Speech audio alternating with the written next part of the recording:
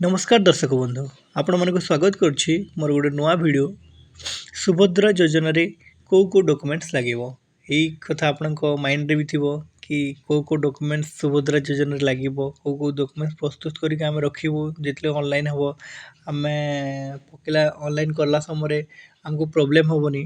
तो आज से विषय रे हम आलोचना करिवा।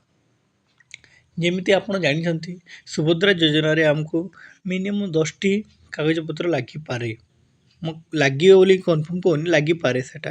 तो आज से विषय में आम डिस्कस करवा को कागज पत्र लगे सुभद्रा योजना जमती आपण मैंने कह माने ऑनलाइन सेंटर बोले आपण मैंने कहते आय प्रमाण पत्र जोटा इनकम सर्टिफिकेट सब लगिपे। तो देखो कौन कौन लगे फास्ट है आपण को आधार कार्ड निहाती रहा दरकार। सुभद्रा योजना अप्लाई करने आधार कार्ड ना एप्लाय करी हेबो नाही। आधार कार्ड रे आपनकर मोबाइल नंबर निहाती अटैच रहिवार कथा। जो मोबाइल आप चलाउछंती यूज करछंती से मोबाइल टा आधार कार्ड रे निहाती अटैच रहिवा कथा। पासपोर्ट साइज फोटो दरकार पड़िबो।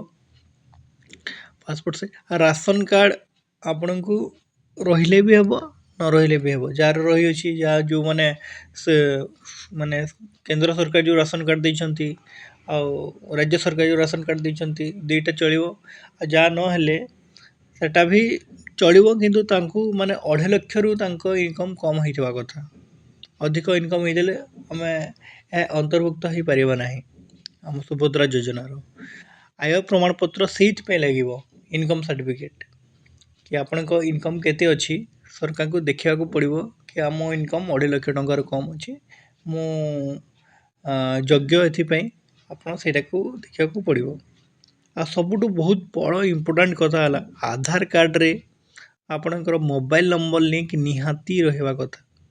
ए पर्यंत आपण करना निकटस्थ आधार सेंटर बा आपण पोस्ट ऑफिस को जाई आपण आधार कार्ड रे मोबाइल नंबर लिंक निहाती कर दियंतु।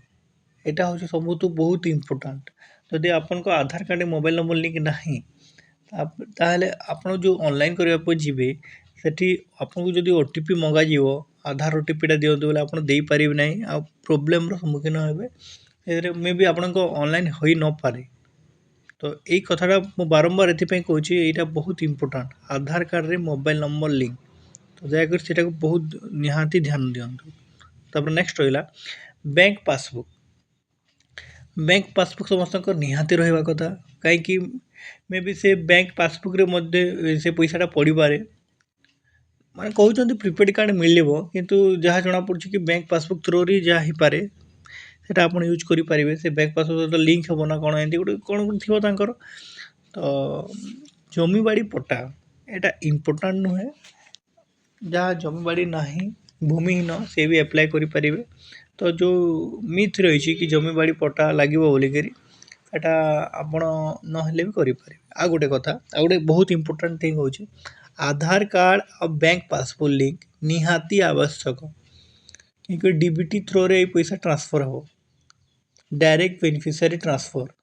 तो निहाती एबे भी आपन जदि आधार कार्ड रे बैंक पासबुक लिंक नहीं तो एबे ही जाई कि बैंक पासबुक को लिंक कर दियंतु कहबे बैंक को जाई कि मो आधार रे बैंक रे आधार सेटिंग कर दियंतु निहाती आवश्यक। तापर रहला बासस्थान प्रमाण पत्र जोटा होची रेसिडेंस सर्टिफिकेट।